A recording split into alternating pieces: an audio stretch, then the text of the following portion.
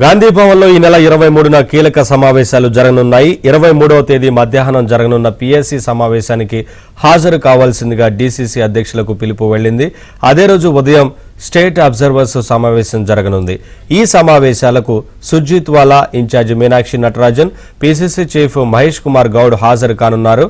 ఈ నేపథ్యంలో పీఎస్సీ సమావేశ ఎజెండాను కాంగ్రెస్ నేతలు రూపొందిస్తున్నారు.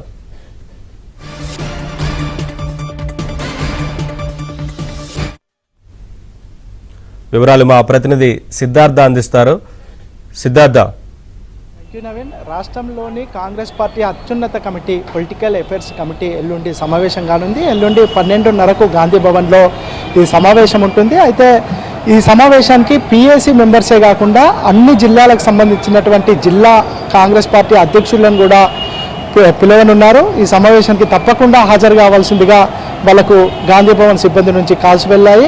ఈ సమావేశంలో పలు కీలకమైన అంశాలపైన చర్చ జరగనుంది. ఈ సమావేశానికి పీసీసీ చీఫ్ మహేష్ కుమార్ గౌడ్, అదేవిధంగా పార్టీ ఇన్ఛార్జి మీనాక్షి నటరాజన్ వస్తారు. దాంతోపాటు కాంగ్రెస్ పార్టీ ఇటీవల 57 మందిని దేశవ్యాప్తంగా ఇన్ఛార్జీలను అబ్జర్వర్స్ని నియమించారు. దాంట్లో భాగంగా కాంగ్రెస్ సీనియర్ నేత అయినటువంటి రణదీప్ సింగ్ సుర్జేవాలా తెలంగాణకు అబ్జర్వర్గా నియామకం అయ్యారు. ఆయన కూడా ఈ సమావేశానికి రానున్నారు. జపాన్ పర్యటన ముగించుకొని సీఎం రేవంత్ రెడ్డి అందుబాటులో ఉంటే ఆయన కూడా సమావేశానికి హాజరవుతారని కాంగ్రెస్ పార్టీకి సంబంధించినటువంటి నేతలు చెప్తా ఉన్నారు. రానున్నటువంటి స్థానిక సంస్థల ఎన్నికలకు సంబంధించినటువంటి అంశం ఈ సమావేశంలో కీలకంగా చర్చ జరగనుంది. దాంతోపాటు కాంగ్రెస్ పార్టీ నిర్వహించాల్సినటువంటి కార్యక్రమాలను రూపొందించుకోవడం, ప్రజల్లోకి కాంగ్రెస్ పార్టీకి సంబంధించినటువంటి పథకాలు కానీ కాంగ్రెస్ ప్రభుత్వం అమలు చేస్తున్నటువంటి పథకాలు ప్రజల్లోకి తీసుకువెళ్లడంలో కాంగ్రెస్ పార్టీ విఫలమవుతున్నటువంటి నేపథ్యంలో వీటిని ప్రణాళికబద్ధంగా ఏ విధంగా ప్రజల్లోకి తీసుకువెళ్లాలనే అంశానికి సంబంధించి పొలిటికల్ అఫైర్స్ కమిటీలో సీరియస్గా చర్చ ఉంటుంది. దాని తర్వాత జిల్లాల వారీగా నియోజకవర్గ స్థాయిలో ఎలాంటి సమావేశాలు, ఎలాంటి కార్యక్రమాలు రూపొందించుకోవాలనే అంశానికి సంబంధించి ఒక ఫైనల్ కంక్లూజన్కి రాబోతున్నారు. అదే రోజు ఎల్లుండి పీఎస్సీ సమావేశం కంటే ముందు రాష్ట్ర వ్యాప్తంగా ఉన్నటువంటి అబ్జర్వర్స్తోనే సమావేశం కానుంది. ఈ సమావేశానికి ఇటీవల నూతనంగా అబ్జర్వర్గా నియామకమైనటువంటి రణదీప్ సింగ్ సుర్జేవాలా ఈ సమావేశంలో పాల్గొంటారు. ముఖ్యంగా బీజేపీ కేంద్రంలో అనుసరిస్తున్నటువంటి విధానాలు కానీ వాళ్ళ పొలిటికల్ ఐడియాలజీ కానీ ప్రజల్లోకి విస్తృతంగా వెళ్తుంది.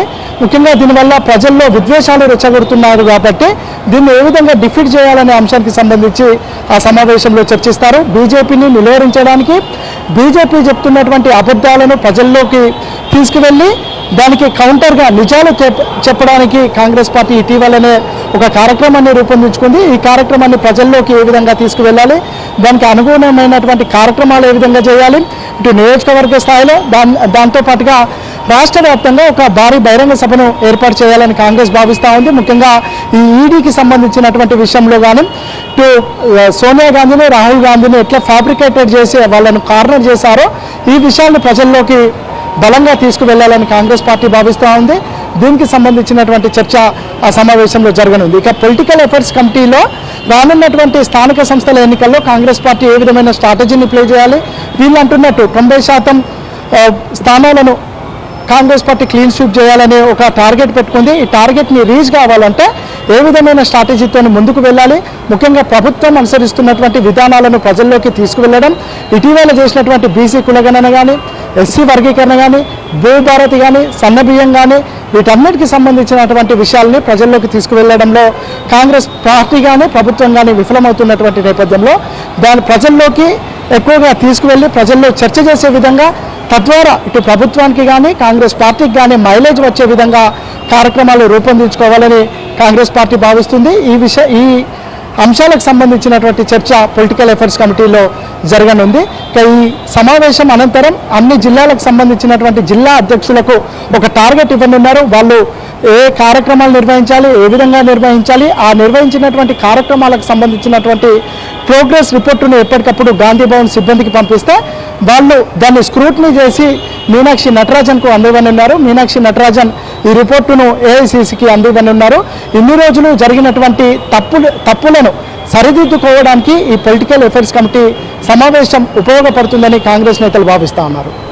Thank you Siddhartha, thanks for the updates.